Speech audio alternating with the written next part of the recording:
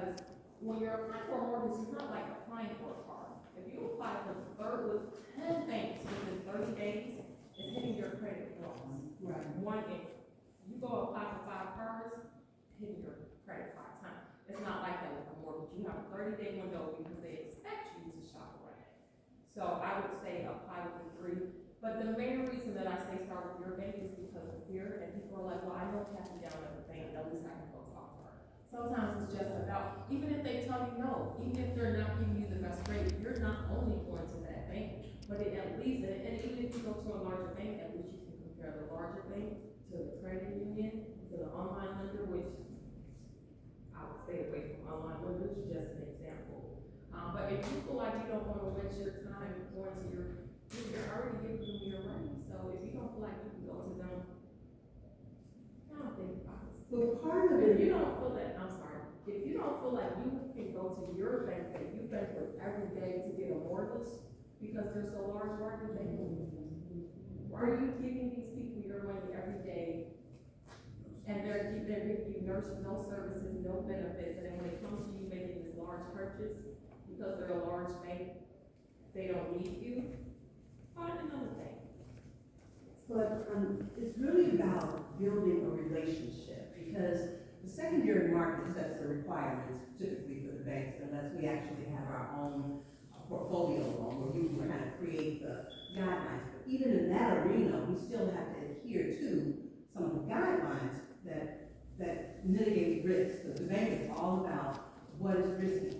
In community reinvestment, it's kind of a crazy world, because we're looking to create programs that work within the community, but yet we still have to make sure the programs that we're creating don't put the consumer in a place that's gonna be very risky. So we like to send people to the counseling agencies first, because it's really about being educated. But when you walk through that door, you can put your feet up on the banker's desk and say, look, I know, but you tell me what you can do for me. That's it. I forgot why are we even speaking? I forgot Right, and the counseling, you do referrals too, right? You make recommendations of who the lenders would be, so like I said, that first step in your counseling place. Yeah, I would never I still would never tell them to go to Chase. Because that's going to be a hard break, and people have stopped looking and taking themselves out of the market That's because of that. Here's what Yeah. we do, one of the things we do in the counseling session is to make sure you understand what you can afford. Mhm. So before you even go to a bank, you need to understand what your finances are gonna do for you, where you are. And in terms of selecting a bank, choose 3. Mhm. And if you're shopping, you're not selecting, what kind of programs do you have? Where do you, don't let them run your credit, you don't have to, you know where you are. And if you look at the counseling agency, they're gonna help you navigate that process before you go sit in front of the banker. As Loretta said, they're on a time clock, but you wanna be ready for them, and that's what counseling does for you. You'll go through a financial literacy, because some people surprisingly don't know how money works. Mhm. And if you're trying to buy a home, you really need to understand how this mortgage thing works and how it's gonna impact you. What if you have a hardship, what do you do? Sustainability, we talk about that, and we never let you go. So once you buy the house, you can always call us. So it's a lot to buy a house, so listen, it's more than just going to a bank and saying, I'm ready. No, you're not. You know, if you don't know what a DTI is, then no, you're not. You know, if you don't know some of the terminology, then sit down, take your time, learn this, because if you want it for building wealth, understand what it is. It's not that difficult, it's just, patience. And as Loretta said, we are being left behind. Surprisingly, I work in the South Bend, and I work in some of the school districts, and they're not ready. It's sad. It's real sad, but we don't give up, we're gonna keep trying to help them, trying to help them. So, homebuyers education first, counseling, then, talk money when you understand. I love that. And also, it's seen from my perspective, it's also about time, Yeah. right? I mean, markets change. Yeah. Most banks don't hold the notes, investors buy those notes. And so they're restricted to the rules, Yeah. those investors. Chase can be kind of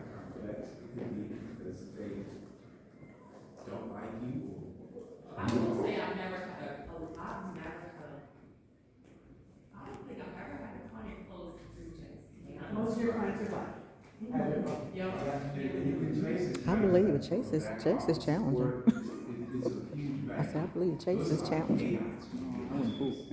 Like, they're like the worst bank, supposedly. I can tell you will send stuff, and they have codes you put it in. Why did you say that? What did you do that? Right, so, you know, it is probably, but you add anything else on top of that. And keep in mind what banks do, right? They fund predictable income, right, which is your job in the asset. Right, if the asset moves, value, you can't give you the loan. That's what they're really concerned about, your income in that loan. Right? You got to your income. So if you make 80, 90, you make decent money, you know how they play games in our community in terms of the value of the asset. That's what they're gonna back out. They're gonna find out and say, no, we don't need the asset in and of itself. It's worth this, right? Because when we go over here, which would be some differences in those two assets, we can't find the values. That's what they say. And speaking of the asset, that's another component of, like, thinking about what lenders to choose. Because Chase is notorious for not financing us, but oftentimes, it's the property itself that gives them the out. So what kind of mortgage are you looking for? Are you gonna be doing a renovation mortgage? Are you FHA? Are you conventional? How much money are you gonna put down? And through that housing counseling process, that's gonna help you narrow it down to 3 things, so that you don't waste your time going to a bank that doesn't even provide the product that you need. And oftentimes, that bank, that lender, especially for us, oftentimes that lender needs to be a portfolio lender. And, you know, portfolio meaning that lender is a broker and has many options that they can choose to based on your profile and the profile of the broker. Because both of those profiles have to meet the criteria for a lender or a product. We were just talking about kind of earlier, but let's kind of keep on schedule. Thank you so much for that. Quincy, I saw you walk in, so I'm gonna put you on the spot. You can come sit next to your friend Justin.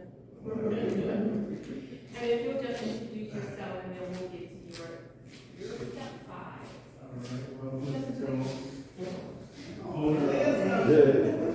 I am the owner of Infinite Possibilities Home Inspection Services. I'm a home inspector, property inspector, both residential and commercial. I perform upwards of 4,000, I think, at this point, inspections. And I love that you guys are here, you know, educating yourself about the home buying or investing process, because that's where I step in as a licensed inspector, should I say? Just you are. Okay, so that's And my I'm portion of it is to, once you find that property, I'm gonna give you a lot of information related to the condition of it, to help you make an informed decision about whether you want to see it or not. Perfect. Thank you, Quincy. All right. So, and this is kind of why I wanted to keep going, because I wanted to dive a little bit into what the banks are actually looking for. So we like to use an acronym, and Ms. Loretta, cut me off at any time, this is your arena. So the banks are usually looking at credit income assets, we like to say CIA. Lenders are reviewing not only your credit score, but your credit history as well. So you can look at your score and think that you're ready, but know that they're actually looking at your actual history and not just the score. Income, they're looking to basically make sure you're gonna be able to sustain and continue to pay that mortgage, so they're looking for steady income. And I'll talk about a little bit more what that means. And then for assets, they're basically looking to make sure that you're financially stable, not only that you can pay the mortgage, but if an emergency comes up, you'll be able to handle that and continue to cover your mortgage payment. So for credit, it does vary depending on the type of loan that you're doing. So I almost didn't want to put this. FHA will sometimes allow you to be approved at 580. I've had clients come to me who are at a 580, and I advise them highly to not apply. If you're applying at a 580 credit score, your credit score is going to be, your interest rate is going to be extremely high. Because you're at the point where you're barely proven to the bank that you will be able to, or that you're trustworthy enough to continue to pay that mortgage. So I put the 580 there for FHA loans because I didn't want anybody to be like, well, I heard it was 580. Technically, it is 580, but if you're coming with the 580, they're gonna want to see that you have money now. They're gonna want to see that your debt to income is not too high. So they are looking at all of the things combined. Again, 580 technically is the lowest where you can have for FHA. Your interest rate is gonna be extremely high, and they're gonna be looking at things to kind of cover the fact that you don't have the highest credit score. I like to point out Does the, BMO do that? Does he have a 5 year rate? I was just gonna jump in and say, it's automated. Everything is automated, it's all about AI. But if the person has a 580 credit score, there has to be so many compensating factors that kick in. So, I'll give you for instance, had a young man, excellent credit, but maxed the credit out. Typically, our credit usage should not be more than 30% of what's afforded to us. If you have maxed out your credit card, your payment history can be excellent, but that score is going to drop just because of usage.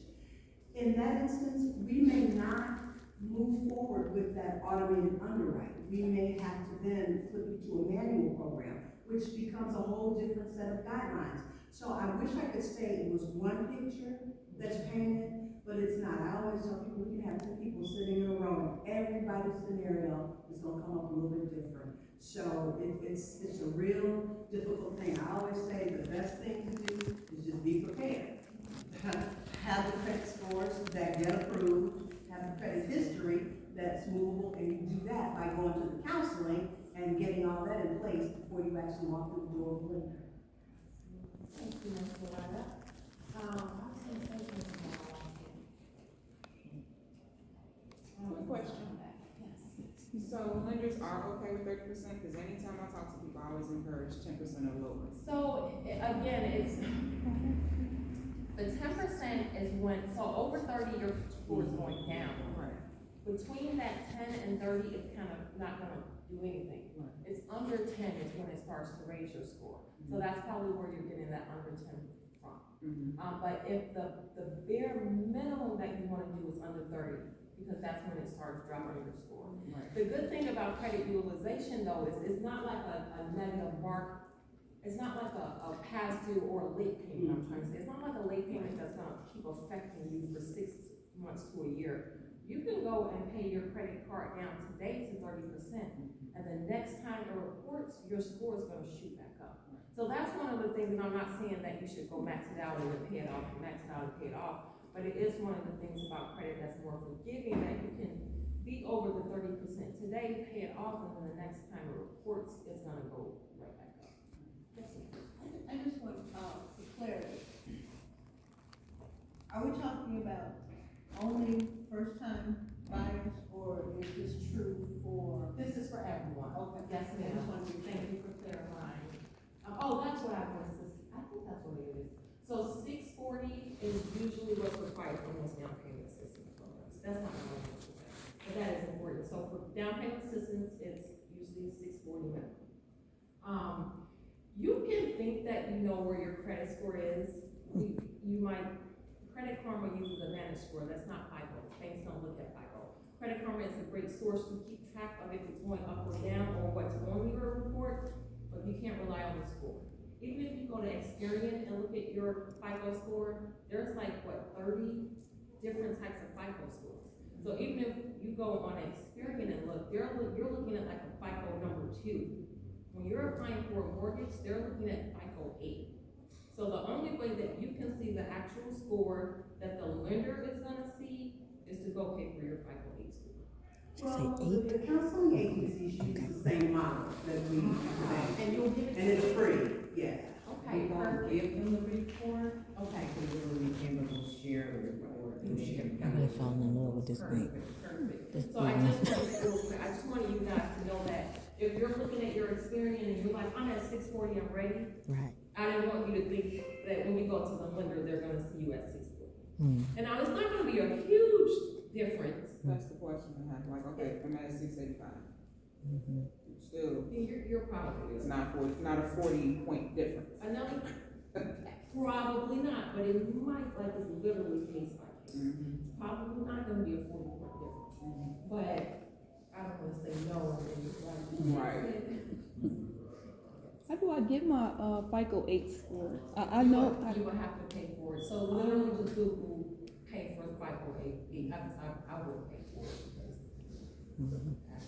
FICO 8, Yes. 08. Yes, sir.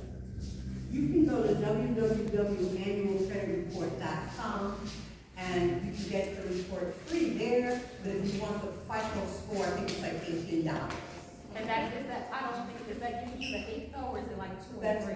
no, that is the actual model that we, at the bank. That you use, yeah. Okay, you guys heard that? Yes. All right. I recorded it. Did you receive that annual credit report? That's right. www.annualcreditreport.com. No, you can put it in the office. No, you don't, you pay extra if you want the scores. If you want the scores. But the history is really what you're looking at. Can I just mention one other thing? Yeah, please, anytime you can. And I was just getting clarity over here. When you use the annualcreditreport.com, you can use it up to 3 times in a year, but if you choose all 3 at one time, you only get to use it that one time for free. Right? The COVID, see, something different, I was looking at this the other day.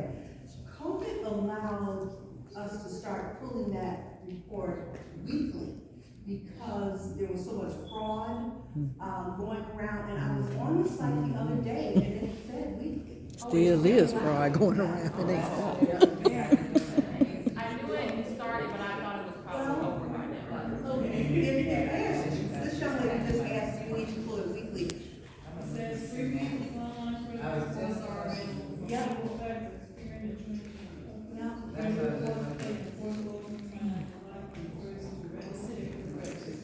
I got nothing. So I've always leaned more into FHA loans. Why would I want a conventional loan over an FHA? Honestly, it's gonna be case by case, and I'll let Ms. Loretta, answer. So, the first thing that I'm gonna tell you about FHA loan is you're gonna have mortgage insurance premium for the life of that home. What does that mean to you as a consumer? You're gonna have an extra piece of payment that's built into your mortgage twice. It's hitting you up front and it's hitting you monthly. So, with a conventional loan, once the loan to value, the difference between what the property value is and what you owe on it, that's called equity. Once you get to an equity, I think it's like 79.8, you have to call the company and say, I need you to look at my value and drop my PMI. Because PMI, MIP is all insurance that you really don't benefit from. So FHA calls it MIP, MIP, and conventional is PMI. But it can go away on a conventional loan. Okay, we're gonna take one more question, and then we're gonna have an introduction, and then we'll hold questions for like at the end of each section, just so that we can get through everything, but I just hear it. I just had a question going back to where you see your score. So a lot of credit cards will show you your score, but that score is probably like a 2 or 3 or whatever. Yeah. No, credit card companies use the same model that the bank. The age, as the mortgage? Yeah. So if I go on my credit card app and I say, show me my score, that score is probably. It depends on who the credit card company is. Let me rephrase that.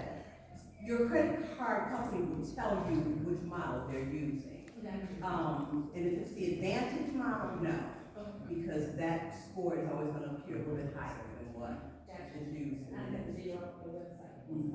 But I think your larger banks use the same model, because they're banks.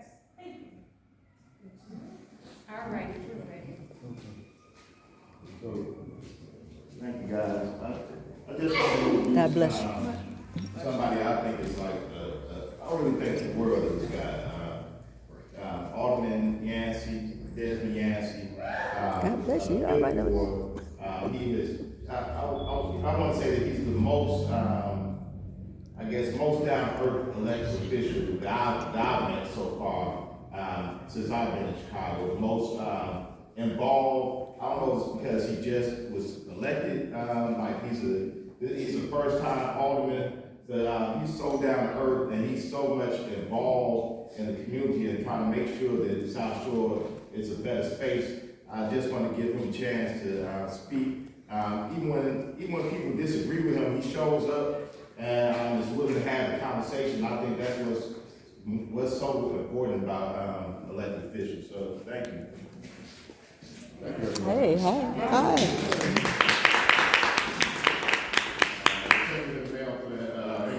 I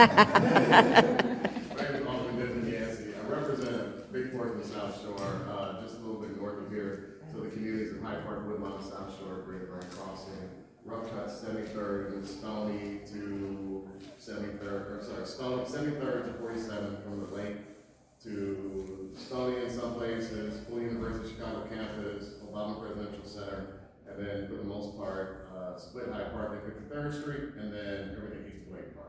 So it's a weird sort of Tetris-y looking thing, but it's mostly black. Which is why we back there. We're gonna be real honest. I moved to South Shore from what we call the South Shore Valley. If anybody's old enough to remember what we call Calumet Heights. I'm from 87th and Paxton, grew up half a block from CVS High School. Moved to 77th South Shore in like 93, but had family members who lived on the South End of the South Shore. Phillips, 79th Phillips, Exchange. I've kind of lived all over South Shore, but a few years ago, I started to work as a labor and community organizer, working to bring black people into unions, and then from there working on politics and sort of other community-led efforts, which is why, you know, to Rael's point, I'm down to earth. I don't have a problem talking to people. I don't have a problem talking to people who disagree with me, because the hard work is done in the middle, right? Fight all we want from a distance, but the hard work that really is going to transform South Shore has to be done in the middle.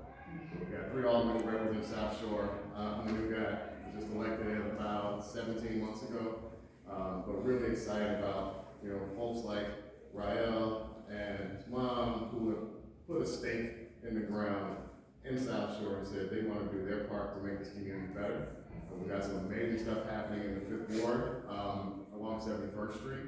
We did a groundbreaking yesterday with the South Shore Chamber, where we are championing $5.5 million of investment in South Shore, right there on 71st off of Paxton. So the money is coming. If you have a chance, go to Mopsy, our newest restaurant, black-owned restaurant in the South Shore Cultural Center.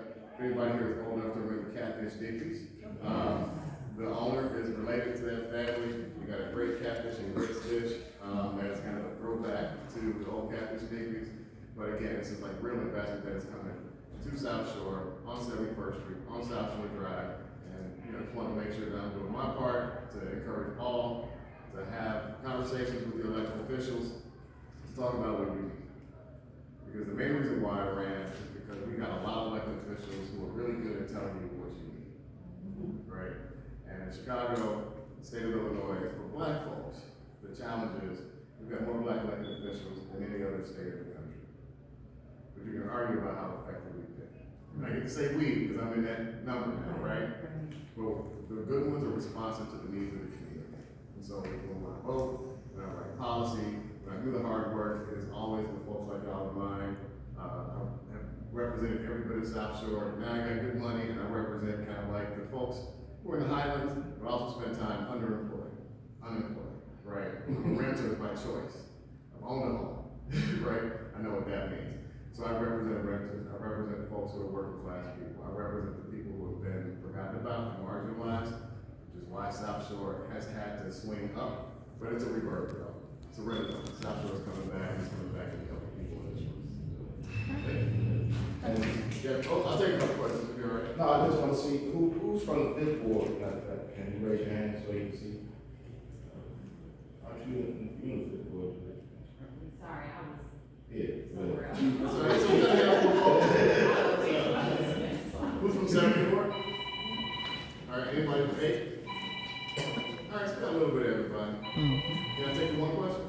Yeah, go ahead. My one question was, somebody was reading my mind, I'm sorry, this is my phone.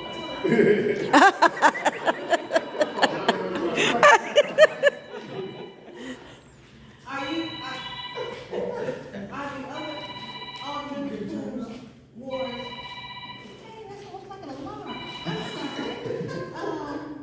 Cause she can't find it, that's what it is. I'm sorry. Oh, yeah, it's church, I'm sorry.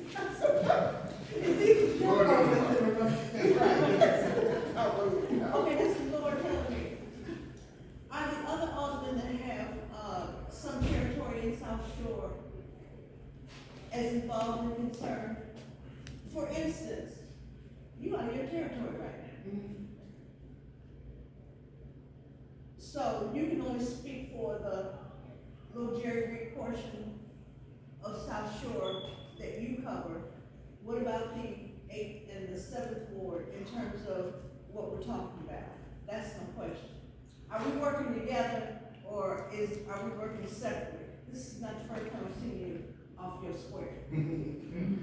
So that tells you a lot about me, right? I don't know where the work is. In terms of the other people, we're developing a relationship, had to think about South Shore holistically. They had, the benefit of the previous alderperson, Leslie Harrison, in the 5th Ward, with 24 years in her seat. Greg Mitchell was the new guy at that point. I think he's in his 10th year at this point.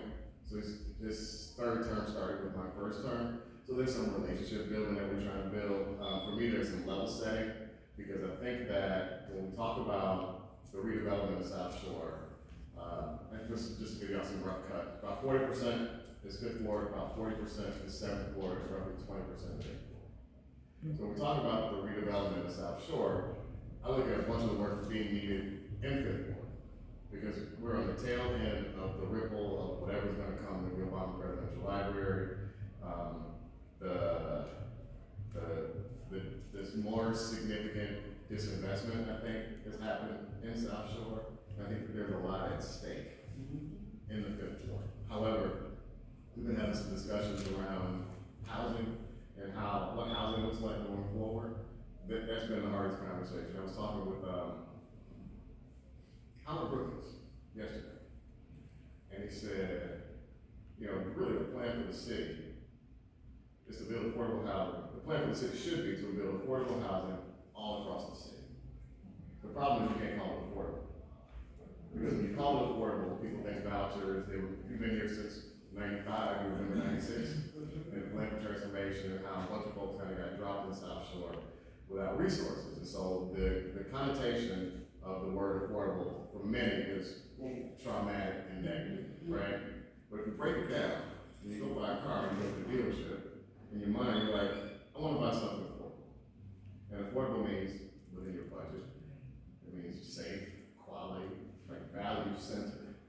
And to have that conversation, if we say, let's build veterans housing, folks are like, let's do it. If we say, let's build supportive housing for seniors, folks are like, let's do it.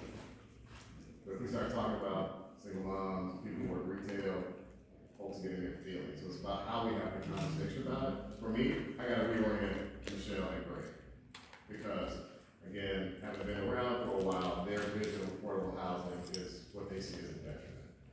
And I've always enjoyed the South Shore as a space where it's room for everybody. Right? Renters, folks who are just starting out in their careers, folks who are struggling a little bit, and then if you got the bread and you buy a nice bungalow, or you move to the Highlands and you get a couple condos, or you buy a 4-flat or 6-flat, there's space for all that in South Shore. I don't think there's another Black community that exists that has all that and prime lakefront property. So, in other words, you're saying that Michelle and Greg No, we're just saying what we're didn't doing. grow up black, or the We're black not doing community, that. so We're you not can't doing tell that. She them got, what it's no, like.